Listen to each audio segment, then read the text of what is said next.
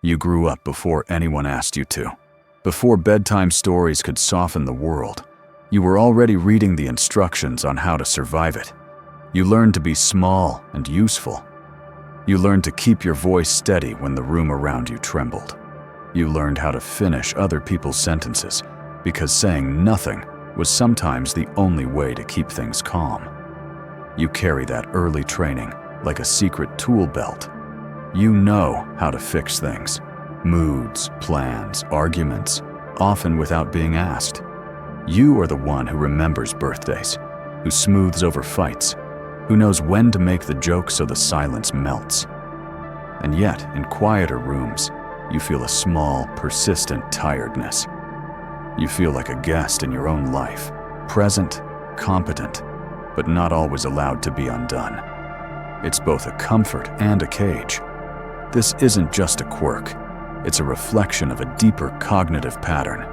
Call it accelerated autonomy. Think of it like a child who learns to cut their own bread before they learn to wait their turn.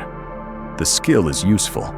It keeps you fed, but it changes the way you view the world.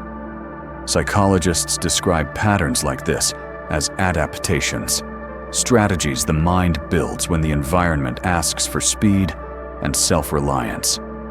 Imagine you're given a map with missing roads. Accelerated autonomy is the part of you that draws quick, practical routes to get there anyway. It values usefulness, predictability, and early competence. You do not seek control because you love control.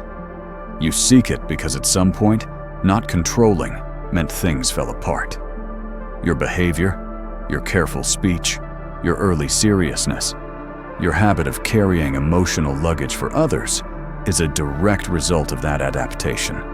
It kept you safe, it made you strong, and it left a particular footprint on how you think about yourself and others. Now let me name 2 more pieces of this pattern so you can see how they fit together. Psychologists have found that when a childhood requires constant readiness, the brain changes to match. This is linked to brain systems like the amygdala, which detects threat, and the prefrontal cortex, which plans and predicts. When you grow up fast, your alerts are finely tuned. You scan for danger in social tones, in small silences, in gestures that others miss. Hyper-preparedness makes you anticipate problems before they happen. That anticipation can feel like foresight. It can save relationships from collapse because you nudge things back on course before they break. It can also make you exhausted because you are always gently at attention. This is not weakness. It's vigilance shaped by necessity. It means you notice details others ignore. It means you can see patterns. It means you are prepared to act. That is intelligence in the service of care. Psychologists have found that children who shoulder adult tasks often develop a deeper inward lens. This has ties to what researchers call the default mode network, the brain's reflective system, because you're practiced at reviewing episodes, extracting lessons, predicting consequences. You spend time inside your head, not because you want to escape, but because you were taught to monitor, to learn, to be useful the next time. Introspection makes you exceptionally self-aware. You feel your moods earlier than most. You know the exact sentence that will soothe someone or the moment to step back. You rehearse conversations. You catalog slights and kindnesses. You keep a ledger of emotional currency. This is depth. It is a form of intelligence, the skill of noticing the inner weather before it turns into a storm. It allows you to be compassionate, strategic, and precise.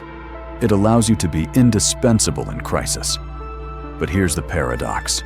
The very traits that saved you, accelerated autonomy, hyper-preparedness, high trait introspection, can also be burdens. They are double-edged. Because you grew up fast, you may find play clumsy. You may distrust others' capacity to carry weight. You may find it hard to ask for help. You carry anticipatory grief for things that haven't happened yet. You may become excellent at maintaining appearances, but terrible at letting someone see you fall apart. You might be the one who fixes the boat, while the rest of the crew is still learning how to row. And when the vigilance never rests, it wears you down. You risk being lonely in a crowded room. You risk confusing responsibility with worth. You risk never allowing the soft, unguarded parts of yourself to be seen, because they've been dangerous to show before. Now let me offer something steadier than guilt. What you have is not a defect to be erased. It is a set of strengths that need direction. You are resilient. You are resourceful. You are finely tuned to the human condition. Those are rare gifts. When you accept that these traits were tools made for survival, you can choose when to put them down. You can learn to channel your vigilance into creative work rather than constant anxiety. You can practice curiosity instead of early certainty. You can use your introspection as a laboratory for change, not a prison. Let someone else carry the small burdens sometimes. Set a 5-minute daily ritual of aimless play. No outcome, no usefulness required. Practice asking for help in tiny increments, and notice how people respond. Learn to label your inner signals without immediately acting as though catastrophe is imminent. These are not betrayals of who you are. They are refinements. You did what you had to do. Now you can do what you want. Here is the core message, in one sentence. The child who grew up too fast did not become fragile. She became skilled. And those skills can be repurposed into a quieter kind of strength. On this channel, we explore those quiet strengths, how they were formed, how they serve you, and how you can guide them toward a life you choose. If that matters to you, let's keep that conversation going. Let me know in the comments, which of these ideas resonated most with you? Your vigilance, your introspection, or the way you learn to carry things for others? Share one small thing you want to try differently this week. If you want more gentle, science-informed explorations of the way your mind became who it is, subscribe. We'll meet you there, with curiosity, with care, and with the permission to be both competent and tender.